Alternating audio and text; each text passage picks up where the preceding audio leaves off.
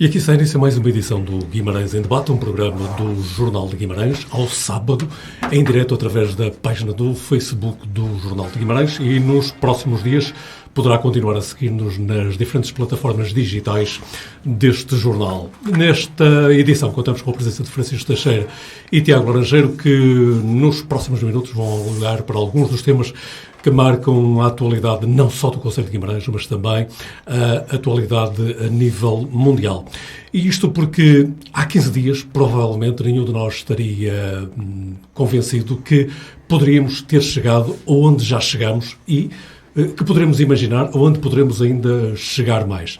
É por isso que o Tiago Laranjeiro acha que devemos consagrar uns minutos para debatermos, para refletirmos um pouco sobre a invasão da Ucrânia pelo exército russo. Já o Francisco Teixeira, embora concordando com a importância deste tema, espera reservar também alguns minutos para olhar para um acontecimento a nível concelhio. Hoje, sábado, dia 5 de março, estão a decorrer as eleições para os órgãos sociais do Vitória Sport Clube e o Francisco Teixeira acha que devemos refletir um pouco sobre o Vitória como dinamizador democrático local. São estes temas que propomos para os próximos minutos neste tempo de liberdade, que são as edições quinzenais do Guimarães em Debate.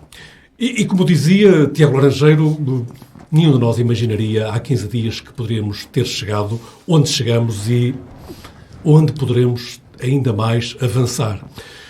A Rússia, ou o exército russo, mas aqui as palavras não são mais importantes, é o facto em si, invadiu a Ucrânia e o mundo ficou próximo do abismo. Sim, é isso.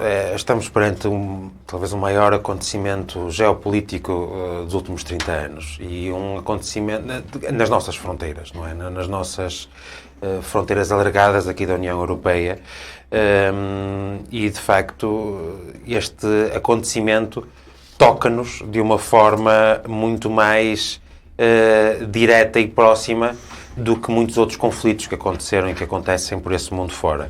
E por isso acho que de facto é relevante nós também...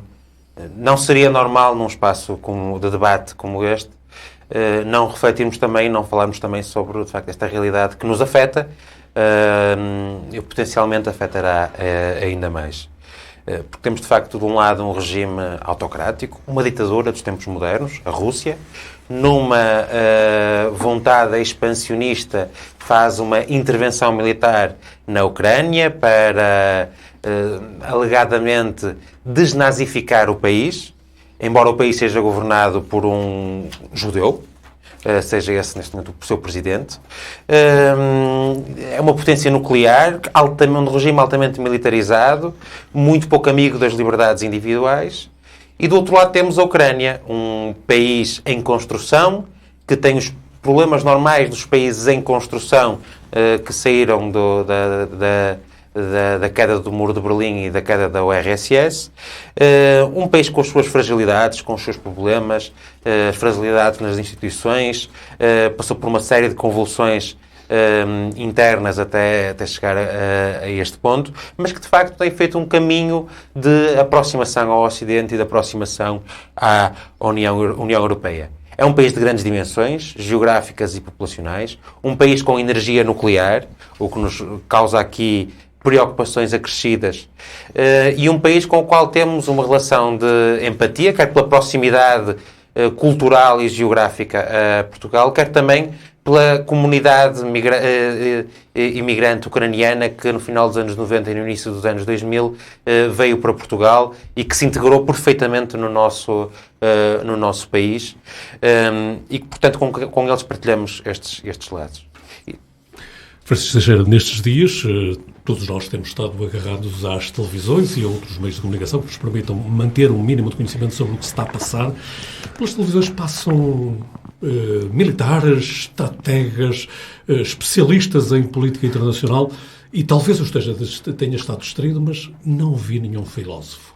E esta é uma das guerras que merece, de facto, ser compreendida através do olhar da filosofia também.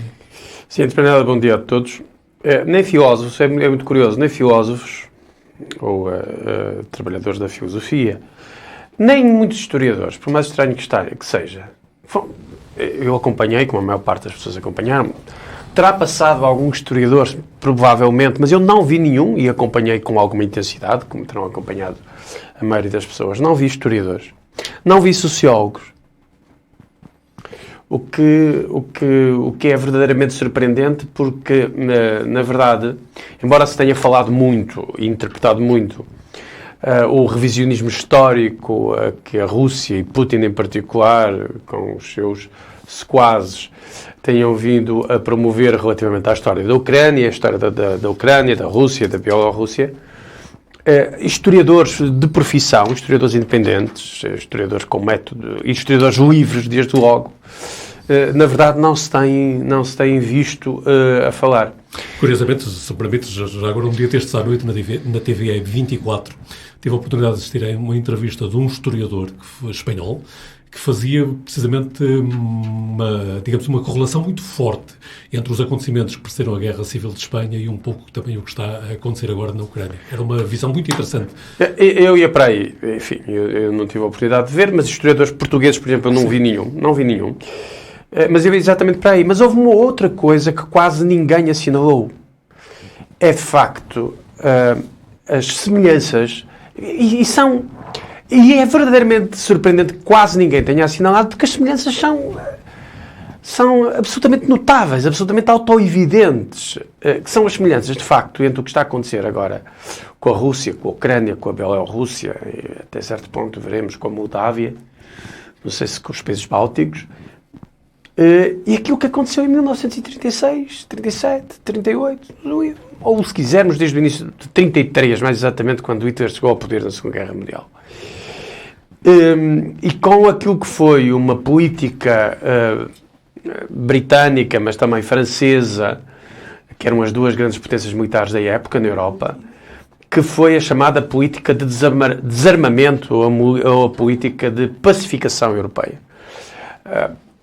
É surpreendente que os politólogos, os historiadores, não estejam a lembrar à Europa, e não estejam a lembrar, no caso de Portugal, aos portugueses, que na Grã-Bretanha, muito em particular, houve um debate absolutamente tonitruante, gigantesco, entre aqueles que, como Churchill, à cabeça, defendia que as democracias ocidentais, particularmente a França e a Grã-Bretanha, se deveriam rearmar e não permitir que fossem ultrapassados em poderio militar pela Alemanha, e uma parte muito significativa dos ingleses, aliás, o mais mainstream, a política mais oficial da Grã-Bretanha e também da França, defendiam exatamente o contrário. Quer dizer, até Munique, ou seja, até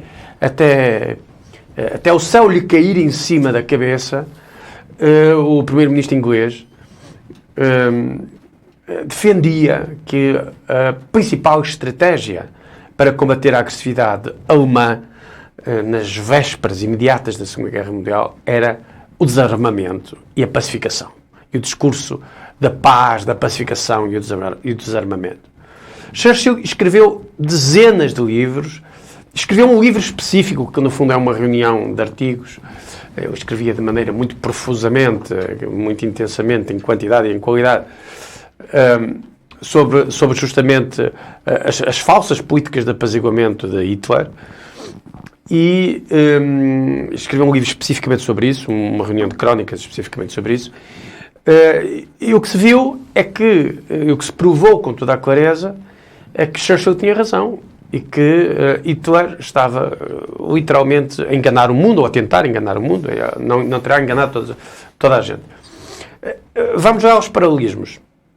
Hitler achava que a Áustria era a Alemanha. Que a Áustria, tu és historiador, sabes isso também o melhor que eu, que a Áustria era uma continuidade cultural, étnica, linguística, por definição, natural da Alemanha. E, portanto, logo no início, a Alemanha anexou a Hanxus, não é? Anexou simplesmente a Áustria. Não é? E anexou a Áustria, simplesmente sem um tiro. Havia um partido nazi na Áustria, irmão, o partido nazi preparou um golpe de Estado e a partir desse golpe de Estado instalaram um governo fantoche e anexaram a Áustria. E depois a seguir Hitler disse que o assunto estava resolvido. Anexou a Renânia e disse, não, mas depois da Renânia o nosso problema com o território da Alemanha está resolvido. Mas logo a seguir diz, mas há um espaço vital, sobretudo para o leste, que a Alemanha tem que preencher porque faz parte da tradição, por um lado da tradição alemã e por outro lado é o espaço natural de crescimento da vitalidade alemã. E anexou ou invadiu a Checoslováquia ante a passividade integral dos europeus, particularmente dos franceses e dos ingleses, que só se mobilizaram verdadeiramente quando Hitler finalmente, como já se previa, invadiu a Polónia. E aí houve o toque-a-rebate universal, sendo que os americanos só se mobilizaram para ajudar a Europa quase 2 anos depois. Justamente na ideia que vamos ver como é que os europeus conseguem resolver isto e só depois é que veremos. Portanto, existe aqui uma similitude muito grande entre esta lógica de que, pese embora os bárbaros nos estejam a bater à porta, pese embora os bárbaros nos estejam a mentir ostensivamente, porque há todos os sinais de rearmamento, de reforço económico, que estar a fazer... toda a gente percebia que aquelas 200 mil tropas cercando a Ucrânia não constituíam exercícios militares rigorosamente nenhuns, mas era uma preparação de uma invasão. Não havia nenhum estratega militar, nem nenhum historiador que não percebesse estas similitudes com aquilo que aconteceu com os anos 30 nazis. Sendo que, neste momento, os algozes são, de facto, os russos. Eu não diria os russos como povo, naturalmente, mas o sistema político russo, as élites russas, particularmente comandadas por Sr. Putin. E esta é talvez uma das questões absolutamente centrais. Do Ocidente. É como é que se responde à ameaça existencial que neste momento se coloca na Europa e no mundo. Isto não é um problema regional. Não é? Como chegaram a pensar os americanos em 39, 40 e 41. Isto não é um problema regional, é um problema do mundo. E este é o problema geoestratégico e é a maior ameaça à paz do mundo inteiro no imediato, porque a Rússia ainda é a maior potência nuclear, em quantidade. A maior potência nuclear do mundo e, portanto, sendo a maior potência nuclear do mundo, a guerra é uma guerra desigual. E esta é a grande questão. Porque quando me vem novamente com os discursos da pacificação, da paz pela paz, do encaixe pelo encaixe das ameaças e, obviamente, das lógicas expansionistas, vitalistas de Putin e de uma certa elite, de uma tenebrosa elite política, económica e militar, embora os militares até aqui pareçam às vezes mais equilibrados que estes personagens, eu fico assustado por causa das pessoas não perceberem a evidência destas similitudes, destas proximidades que estão escritas nos livros de história. Falaremos disso a seguir, talvez. Tiago Laranjeiro, estamos mesmo num tempo de absoluta indecisão. O que é que poderá acontecer? Sim, não, há aqui uma diferença face àquilo que o Francisco estava aqui a elencar, embora de facto o paralelismo faça sentido. Mas é que, de facto, hoje em dia, o mundo, contrariamente à década de 30 do século XX, existe armamento nuclear no mundo. Portanto, a parada está muito mais elevada. E isto coloca desafios, porque nunca se percebeu muito bem como é que se pode ou não responder perante uma ameaça de potências nucleares. Já tivemos a corrida ao armamento nuclear, depois tivemos aqui o desafio do desarmamento nuclear, que nunca foi concretizado. A verdade é que a Rússia, de facto, é uma potência que tem bastante armamento nuclear. Na Europa existe também alguns países com essa capacidade, mas, de facto, como é que se responde? E aquilo que vimos é que nos últimos dias, já com esta guerra a andar, vimos que Putin e responsáveis russos não se poupavam a responder a ameaças que muitas vezes não eram ameaças, mas ao anúncio de sanções e anunciar que por esta via procuramos quebrar a economia russa, nomeadamente de um ministro francês, respondiam a isso diretamente com tenham cuidado, porque senão podemos ir contra vocês com a nossa força. E supostamente deram uma ordem de preparação do armamento nuclear. Mas de facto é difícil perceber como é que se responde a estas questões perante esta ameaça. Talvez aqui, Tiago, ou seja, na linha do raciocínio do Francisco Teixeira, olhar para a história e ver como não se respondeu em 39 e se deveria ter respondido, e agora talvez seguir o mesmo raciocínio. António, mas na Segunda Guerra Mundial a guerra concluiu-se de alguma maneira com o uso de armamento nuclear, né, no Japão. Por parte dos aliados, nos quais nós nos revemos. Agora, efetivamente, como é que se responde a esta questão? É possível recorrer ou justificável recorrer a algum tipo de resposta desse género para acabar com alguma coisa? Acaba-se com alguma coisa? Não é. Para mim não é claro, mas eu também não sou de maneira nenhuma especialista de como fazer isto. Aquilo que vejo é, isso sim, a incapacidade ou a dificuldade da União Europeia de prestar qualquer tipo de resposta, porque de facto, ao longo dos últimos anos, houve inúmeros apelos da Ucrânia para aproximar-se efetivamente à União Europeia e nós não avançamos em concreto em nenhum aspecto que poderia, de alguma maneira, pôr aqui um travão nesta questão, quer pela via da adesão da Ucrânia à NATO, quer pela via da adesão da Ucrânia à União Europeia, que é algo de recorrente, que um pedido que já tem um processo que já tem vindo a ser discutido há muito tempo, e nós fomos protelando estas questões, como protelamos no passado com a Turquia, até que a Turquia desistiu da ideia, mas de facto tudo isto desafia-nos, que é até que ponto é que nós estamos dispostos a ir? Como é que nós respondemos ou não respondemos? Se, enquanto democracias, temos algum dever ou não dever de intervenção perante ameaças de regimes autocráticos ou outros regimes mais democráticos, como é que intervimos? E, de facto, a União Europeia tem tido uma dificuldade enorme de responder a todas estas questões, sendo que até agora todas estas questões têm colocado fora da nossa realidade política e geográfica, e neste momento acontecem às nossas portas, perante um país com o qual temos, de facto, muito mais proximidade cultural, política, económica e laços, e ocorre no nosso espaço. Tiago Rogério, eu pegava precisamente nessa tua última ideia, depois vou querer ouvir o Francisco também sobre o mesmo, é que, permita uma expressão, uma das vítimas já deste conflito é a Sra. Merkel.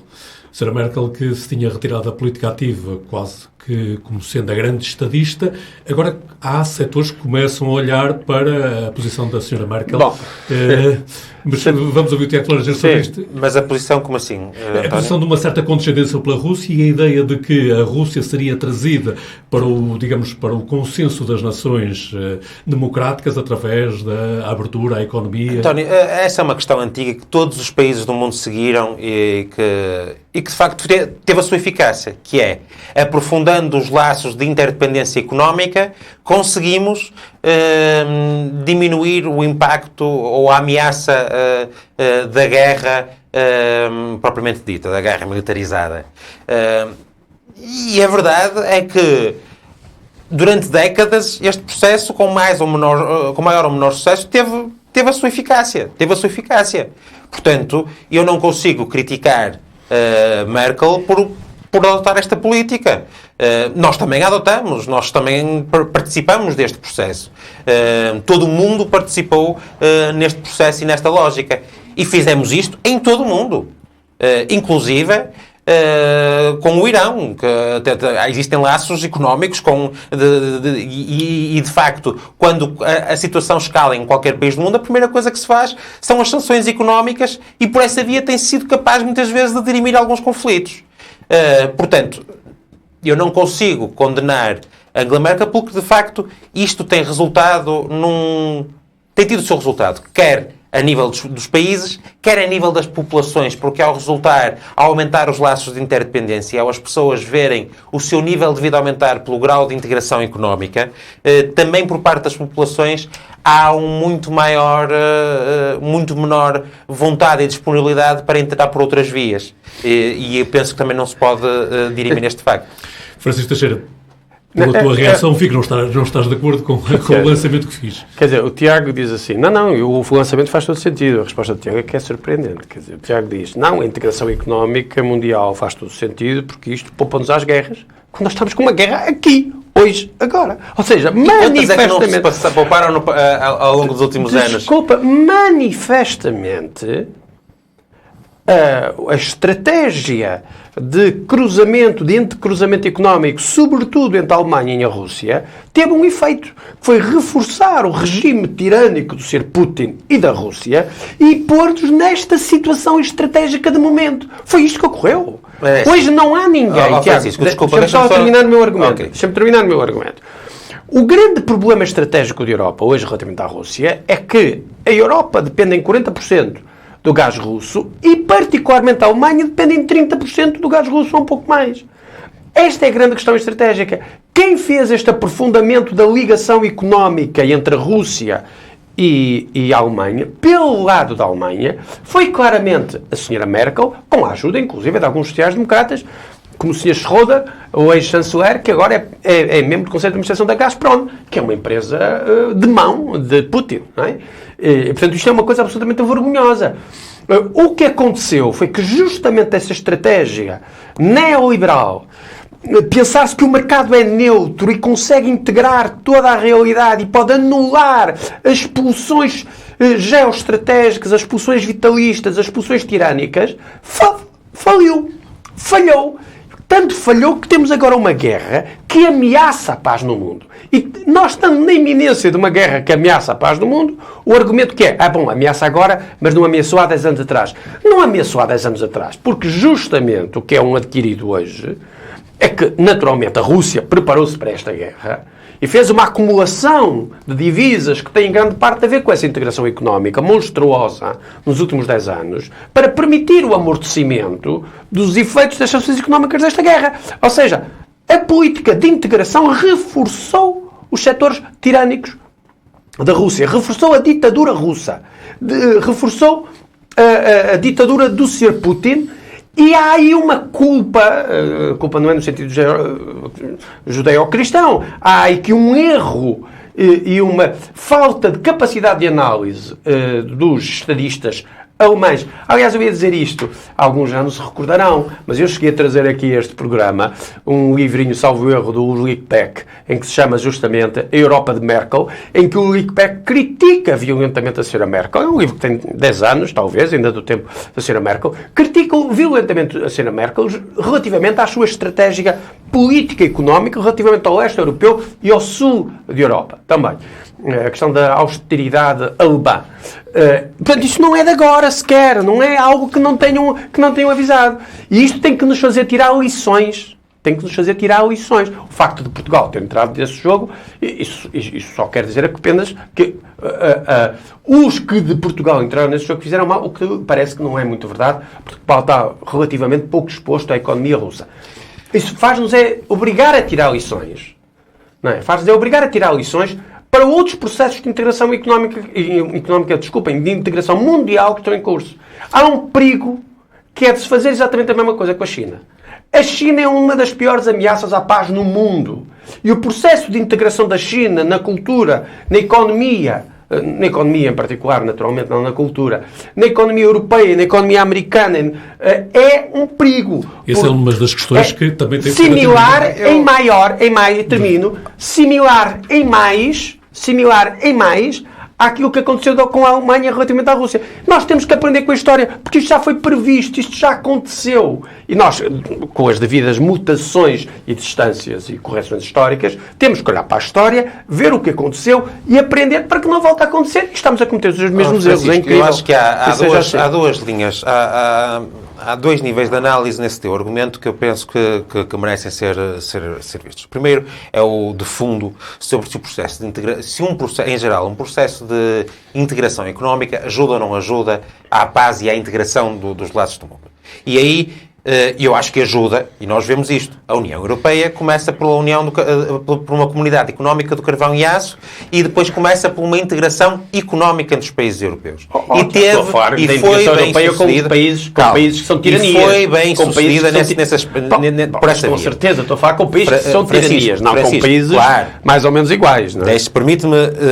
Permite-me continuar. Isso é óbvio.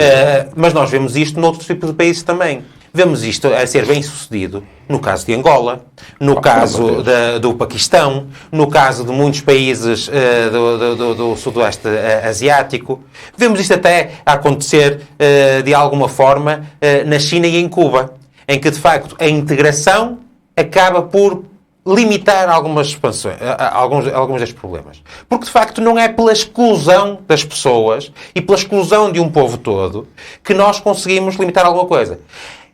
Já aqui há um segundo nível de análise que, de facto, tem a ver com as oligarquias de cada país. E aí sim podemos estar mais de acordo. Mas aí não acho que a culpa ou a responsabilidade de qualquer coisa seja da Alemanha, que nós temos muitas vezes a tendência a vilipendiar a Alemanha como se fosse responsável por alguma coisa, quando não é. A Alemanha é um entre muitos. E nós, quando falamos da Alemanha... Digamos, a Alemanha foi o motor da União Europeia. É o motor, porque é o motor económico da União Europeia. Ponto final, parágrafo. É o país com maior... É o país com a maior economia da Europa. Portanto, por essa via, é o motor. Mas agora, se vamos falar da Alemanha, podemos falar da Rússia, do Reino Unido. Podemos falar também da França, em menor escala. Podemos falar da Holanda. São tudo países que têm tipos que à sua escala têm o mesmo, têm quase semelhantes, com laços semelhantes com a Alemanha, com uma diferença. A Alemanha está geograficamente mais próxima. É normal que, explorando as vias de alimentação energética que tem, de facto, a escolha natural seja a Rússia. E é, de facto, um ponto de entrada do gás. A escolha natural e económica, quer dizer, lá está esta lógica, a sobreposição dos interesses da integração económica e hipercapitalista aos interesses que têm a ver com os interesses geoestratégicos. Não tem a ver isso, justamente. Quer dizer, do ponto de vista... Mas quais é que são os interesses? Desculpa lá. Eu digo. Explica-me. Explico. É óbvio que é mais barato o gás russo do que o gás do norte da Europa. Para a Rússia, claro que é. Não há a menor dúvida. Isso é clarinho como água. Mas a questão não é só de dinheiro. É evidente que é melhor fazer grandes negócios com a China, que é o maior mercado do mundo, do que fazer negócios com a Europa ou de integração com a América ou com os Estados Unidos da América. É bem entendido. A China é um mercado que dificilmente alguma grande empresa pode deixar de lado. E nunca ninguém diz que tem que se isolar os povos. Não é nada disso. É a consideração dos grandes interesses estratégicos. Não é? Mesmo em tempo de guerra tem que haver, por vezes, relações com os inimigos. Não é? Mas é a consideração dos interesses estratégicos. E a Alemanha fez uma opção estratégica nos anos da Sra. Merkel e antes, deve dizer-se, mas consolidada nos anos da Sra. Merkel, uma opção estratégica de ligação geoeconómica com a Rússia. E isso foi um erro, como se está a manifestar. Quer dizer, toda a gente está a ver, estamos aqui, foi suspenso o Nord Stream 2. Os americanos insinuaram claramente que se a Alemanha não parasse o Nord Stream 2, que bombardeavam aquilo, destruíam aquilo, através de operações subversivas, não é? E dizem-nos que que isso não aconteceu. Então está toda a gente a ver, está ali à nossa frente. Agora, o problema é, vamos deixar de ter relações diplomáticas, criar aqui uma xenofobia contra o povo chinês. O povo chinês, coitado, não tem nada a ver com isto. Mas a China é uma tirania capitalista. É uma tirania capitalista. Não tem nada de socialista, como a Rússia não tem nada de socialista. É uma tirania capitalista e nós temos que ter relações económicas, temos que ter relações diplomáticas com a China, bem entendido, até Portugal tem antiquíssimas relações diplomáticas com a China, mas temos que ter uma consideração dos nossos interesses estratégicos e, de facto, ter a China, o Estado chinês, como proprietário da EDP ou de algum dos grandes bancos, é uma coisa que qualquer que as pessoas não consideraram por razões puramente económicas. Francisco, e isso é Vamos olhar para inadmissível. Portugal daqui um bocadinho, mas eu agora queria ouvir o Tiago para concluir este. Não, de facto temos aqui, nós podemos entrar agora aqui nesta discussão de quem é que define aquilo que é o interesse estratégico e depois entraremos aqui numa discussão sem fim. Portanto, encontramos... É muito difícil de definirmos o que é que se deve sobrepor ou não sobrepor. Francisco, servem os políticos, quer dizer, os políticos pensam, organizam-se e definem o que é que são os seus interesses estratégicos. Quer dizer, é a vida, não é? Limitando a atividade económica e a livre iniciativa. Claro, é o que está a acontecer agora. Ok. É o que está a acontecer agora. É o que está a acontecer agora com muita hipocrisia, porque nos Estados Unidos as coisas estão a ser muito mais suaves e progressivas do que estão a ser na Europa, por exemplo. Na limitação dos lares. Aqui se acrescenta o argumento à hipócrita do mundo. Acrescenta ao teu argumento que tu trouxeste da ameaça dos Estados Unidos a bombardearem ou sabotarem alguma coisa o Nord Stream 2, face àquilo que eles efetivamente estão a fazer no seu próprio espaço interno.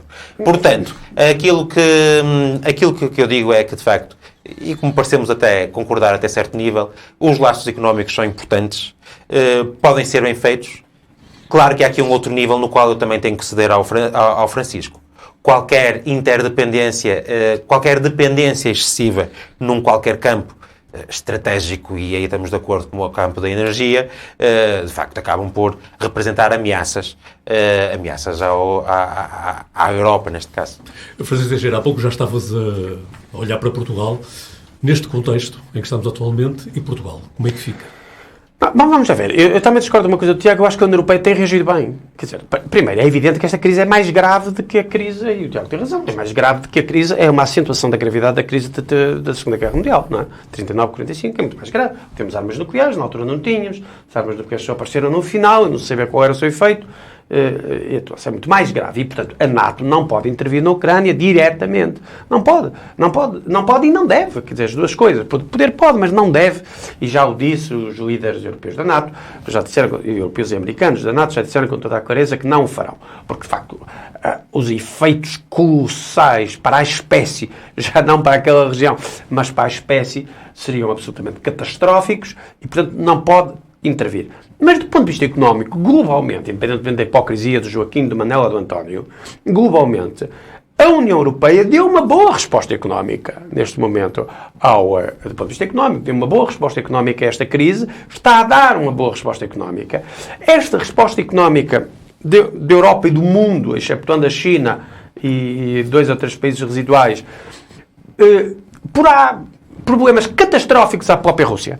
A prazo. O problema é que, entretanto, a Ucrânia está a ser destruída, vai ser vencida e provocará aqui desenvolvimentos ainda inusitados e incompreensíveis. Que é, depois, quem é que tem, por exemplo, condições económicas para recuperar a Ucrânia? Porque a Rússia não tem condições económicas. Vamos já ver. Porquê é que a Rússia perdeu a Guerra Fria? As pessoas não fazem estas perguntas básicas. A Rússia perdeu a Guerra Fria por causa da economia. Implodiu. A União Soviética, a União Soviética implodiu por razões económicas. Não tinha condições para competir com os Estados Unidos e com a Europa do ponto de vista económico, portanto, não tinha condições para competir do ponto de vista militar e implodiu. Ao implodir, houve ali um período de transição que agora deu nisto. O que é que vai acontecer a seguir? O Tiago sabe isso tão bem como eu. A Rússia é um anão económico no mundo. É a 7ª ou 8ª economia do mundo. Atrás da França. Décima. Ainda pior. Atrás da França. Quase ao nível da Espanha. E, portanto, estas pressões económicas vão depauperar profundamente a Rússia e a médio prazo, a 4, 5, 6 anos, a Rússia vai estar com problemas dramáticos. Do ponto de vista económico, internos, não vai poder ocupar, não tem condições económicas para ocupar em permanência a Ucrânia, que é um país gigante, do ponto de vista geográfico, é um país gigante, e depois a questão, então o que é que se vai fazer? Vai-se criar ali um buraco negro, um deserto integral? Vai ter que haver uma recuperação da Ucrânia. E vai ser a Europa e os Estados Unidos que vão recuperar a Ucrânia a prazo. Porque a Rússia não tem condições para recuperar a Ucrânia. E o mundo não vai poder permitir que durante uma década, 2 décadas, 3 décadas, a Ucrânia seja transformada num deserto humano. E, portanto, vai ter que haver uma recuperação. Portanto, a Rússia vai perder. Mas, entretanto, a Ucrânia vai quase desaparecer. Francisco, em um minuto. Portugal. Portugal. Não, bom, Portugal está a fazer a sua parte, à sua proporção. Portugal é um país médio no contexto da União Europeia, muito pequeno do ponto de vista geoestratégico mundial. Mas há uma coisa que as pessoas se esquecem. Portugal, como os outros países, vai ter que gastar mais na defesa. Vai ter que gastar mais na defesa. Isto é uma coisa que, para certa esquerda neo-leninista ou stalinista de sempre, é quase uma heresia. Mas a Europa vai-se ter que rearmar, a Alemanha está-se a rearmar e vai-se rearmar, já anunciou um rearmamento global. Duplicou o orçamento e vai-se tornar na grande potência militar, a 5, 6 anos da grande potência militar na Europa, e Portugal tem que, à sua medida, à medida do seu orçamento, rearmar-se também. Rearmar-se é reforçar a sua capacidade de colaboração no âmbito da NATO. Eu só quero ler, quero ler uma passagenzinha de...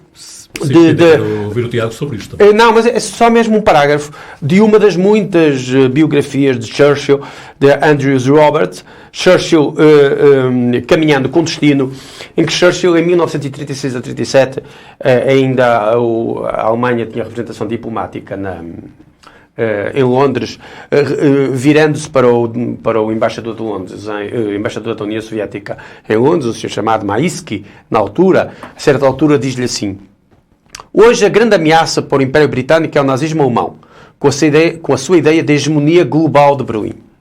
É por isso que neste momento não me poupo esforços no combate a Hitler. Se um belo dia a ameaça fascista alemã quanto ao Império desaparecer, o Império era o Império Britânico, não é?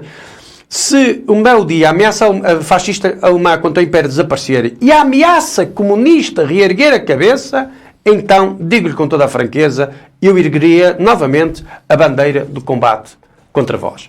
É preciso ler a história, é preciso saber o que se passou, saber as tensões que existiram, é preciso conhecer Brest-Litovsk, é preciso perceber o pacto germano-soviético, é preciso perceber como a União Soviética tratou o seu, entre aspas, miserável espaço vital a seguir, antes e a seguir da Segunda Guerra Mundial, para se perceber que se a Europa e o mundo não olhar muito seriamente para a Rússia, corre o risco de cair na barbárie, como já correu. Tiago. 3 notas.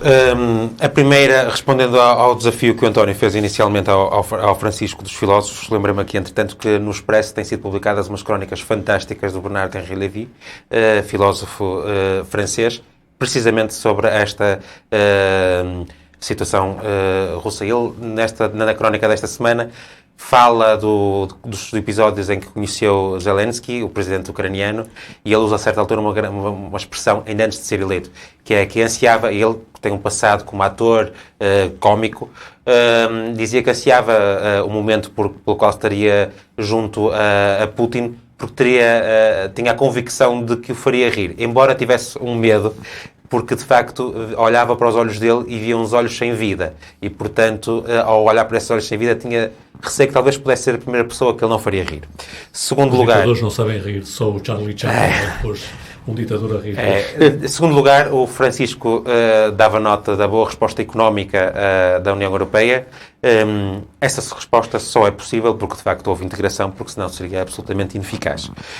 Portanto, de algum modo chegamos aqui a um equilíbrio no sentido em que reconhecemos que há aqui uma necessidade de haver laços, que há dados positivos da integração, tenha que ser contrabalançado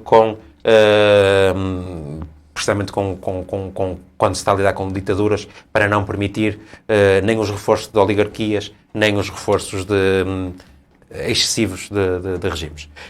Portugal, de facto, aqui estamos totalmente de acordo. E aqui há muitos anos que se fala do fraco investimento de Portugal em defesa. Portugal há décadas que não cumpre com aquilo que é o seu compromisso enquanto país membro da NATO. Aqui há 3 ou 4 anos atrás todos ficámos muito chocados com o presidente norte-americano, na altura Donald Trump, quando ele fez uma pequena ameaça aos parceiros da NATO de dizer, se vocês não cumprem com a vossa parte, nós vamos baixar a guarda e não continuamos a assumir totalmente a despesa. De facto, se calhar devíamos ter repensado um pouco as coisas nessa altura e não o fizemos. E de facto vê-se o investimento em armamento e o investimento no exército é sempre supérfluo até ser necessário. E quando é necessário, normalmente já é tarde demais. Portanto, há aquela velha máxima romana que é: se queres a paz, prepara a guerra.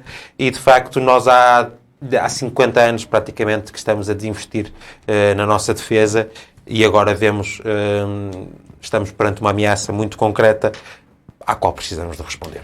Um último ponto apenas, o terceiro ponto, o quarto ponto, é que de facto nós vemos que esta guerra acaba por ter dimensões diferentes daquilo a que estamos habituados, porque também devido à integração através da internet e de todos os meios de comunicação, vemos que a guerra passa muito pelos meios de informação e de desinformação.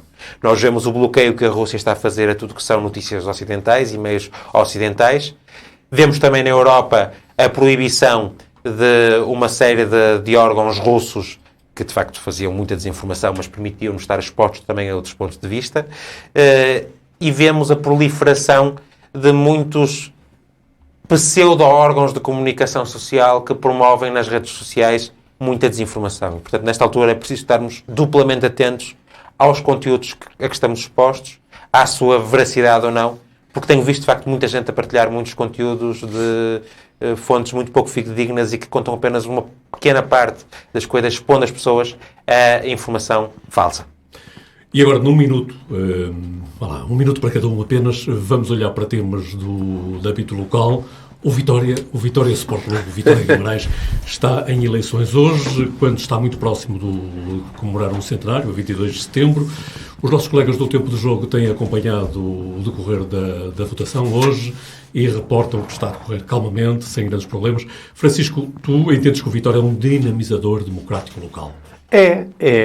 Eu não sou sócio de Vitória, faço já aqui uma declaração de intenções, não sou sócio de Vitória, não participo, não voto nas eleições, mas sou um vitoriano, não é? Toca-me, não é? Toca-me emocionalmente a relação com o Vitória.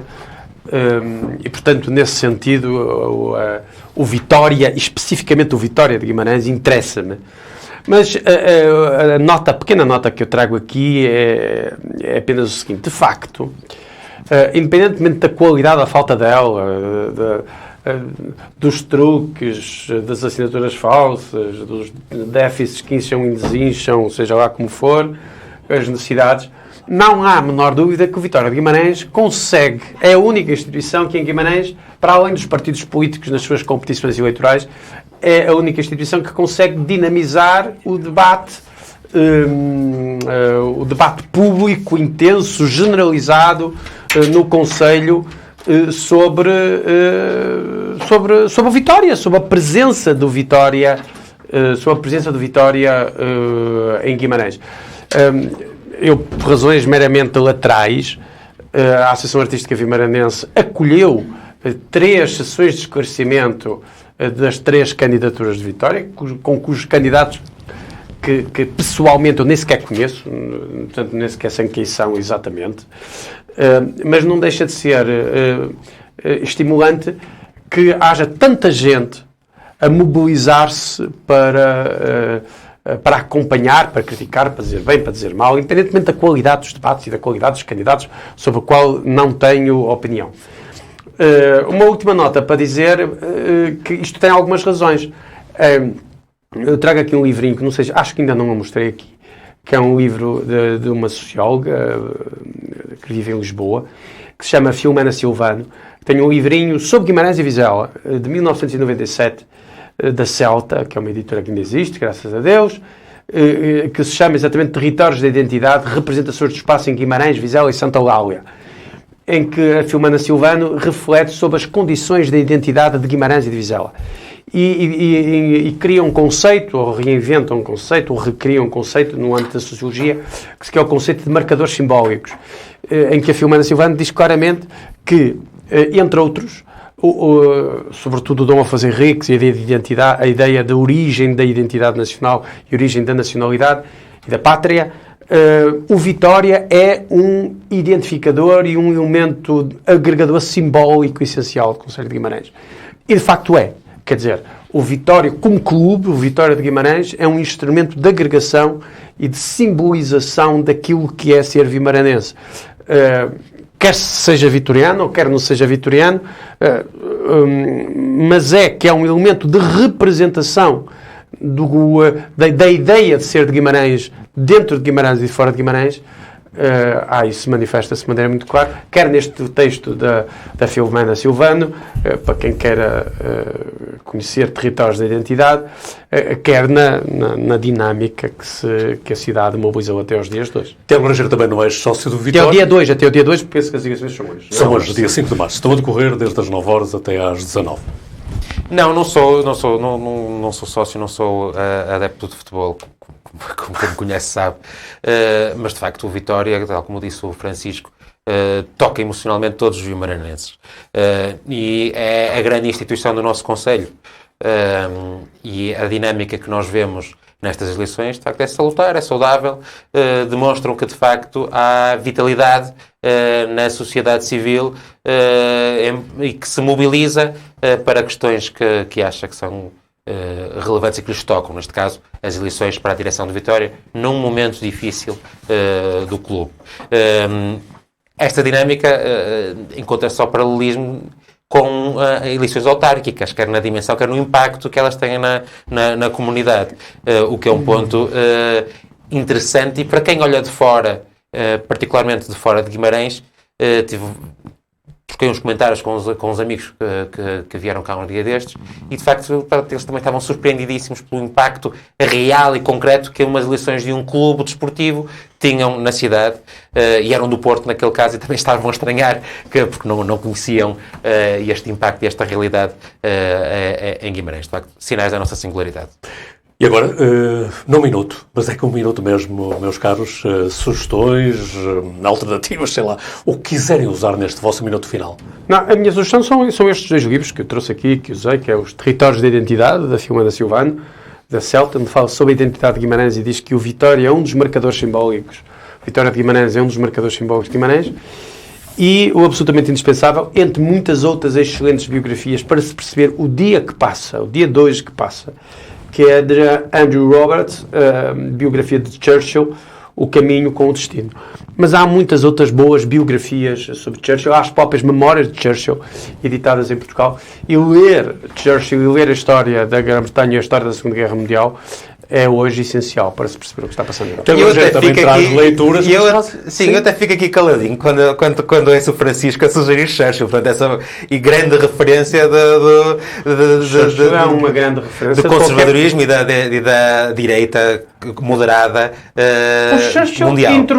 O Churchill foi o introdutor do welfare state e da saúde pública em Inglaterra. É preciso cuidado com o que se fala de Churchill, não é? O Churchill hoje seria como o Bismarck antes dele também foi o... Claro, os caros.